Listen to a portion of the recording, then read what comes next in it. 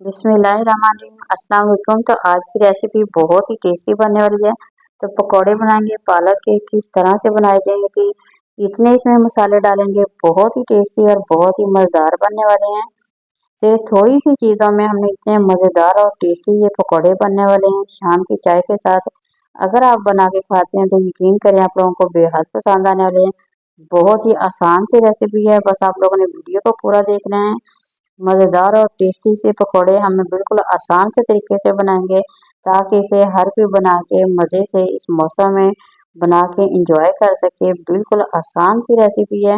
तो पालक को हमने तकरीबन 1 पाव पालक ली थी। इसकी कटिंग हमने कुछ इस तरह से कर ली है। मैंने पहले इसे धो के रख लिया था और इसकी हमने क्या किया, कटिंग करके रख ली है।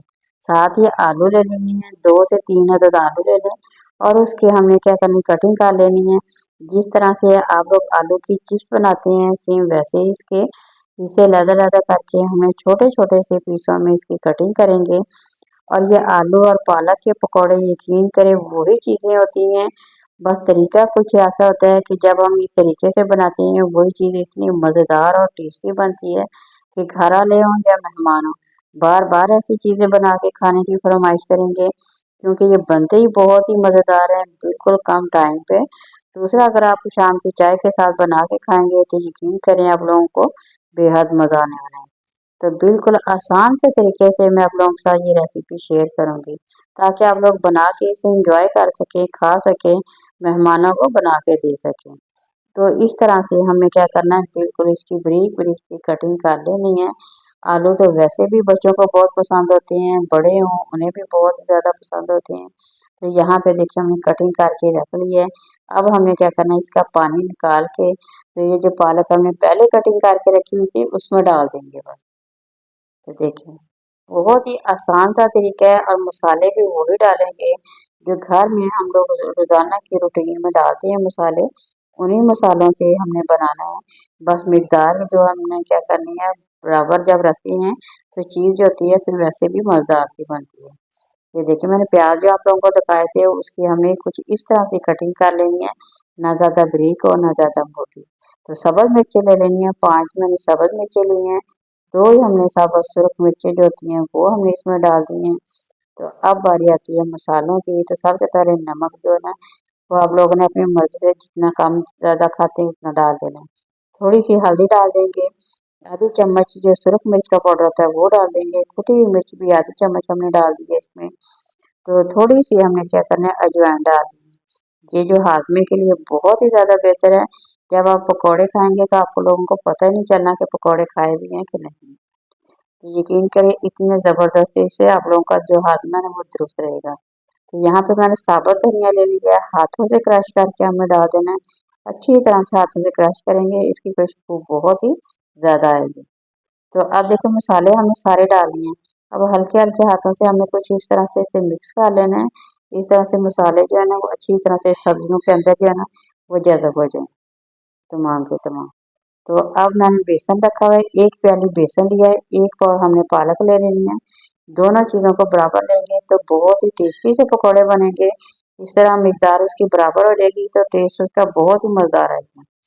पालक का भी मज़ा आएगा, आलू का भी आप लोगों को मज़ा आएगा और प्याज का भी फ्लेवर आप लोगों को आएगा। इस तरह ये बहुत ही मज़ेदार बनते हैं। अच्छा ये तमाम चीज़ें ना इसमें पानी था, इसीलिए हमें इसी तरह से मिक्स करना है। 1 से 2 मिनट मिक्स करेंगे, जब पानी की ज़रूरत होगी थोड़ा-सा हमने पानी डाल लेना। तो यहाँ देखिए कुछ इस तरह का हमने ना इसका मसाला बना के रख लेना है। तो साथ ही घी को भी गर्म कर लें ताकि अपना काम जो है ना वो जल्दी हो सके। ये देखिए ना ज़्यादा गाढ़ा रखना है, ना ही ज़्यादा हमने पतला रखना है, बस कुछ इस तरह का रखेंगे। तो अब घी को हमने गरम कर लिया है, घी भी हमने ज़्यादा नहीं गरम करना, मीडियम साइज़ का करेंगे इसीलिए वरना हम पकौड़े जब डालेंगे ऊपर से उसका कलर और हो जाएगा, अंदर से वो सही क्रिस्पी पकौड़े नहीं बनेंगे। तो दरमियानी आँच करके बनाएँगे तो पकौड़े क्रिस्पी भी बनेंगे, बहुत ही टेस्टी मज़ेदार से बनेंगे।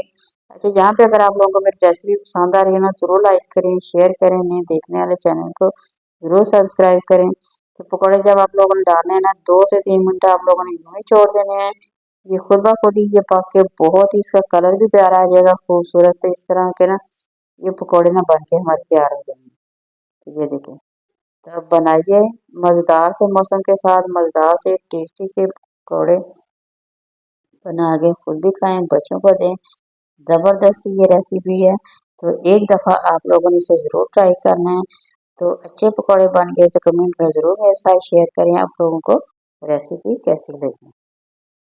ये देखिए, यहाँ इसका कलर देखें, बहुत ही टेस्टी से मज़ेदार से हमारे पकौड़े में बन के तैयार हो गए। जी, इस तरह सारे के सारे पकौड़े आप लोगों ने बना के रख लेने हैं। तो बहुत ही मज़ेदार, बिल्कुल कम टाइम पे देखें, आप लोग इसकी लुक देख सकते हैं कितनी ज़बरदस्त है। खाने में बहुत ही मज़ेदार से हैं, क्रिस्पी बने हुए हैं। यहाँ देखिए मैं तोड़ के भी आप लोगों को दिखाऊंगी। बहुत ही मज़ेदार से टेस्टी से बन गए हैं। तो रेसिपी पसंद आए तो लाइक करें, शेयर करें, नए देखने वाले चैनल को ज़रूर सब्सक्राइब करें। अल्लाह हाफ़िज़।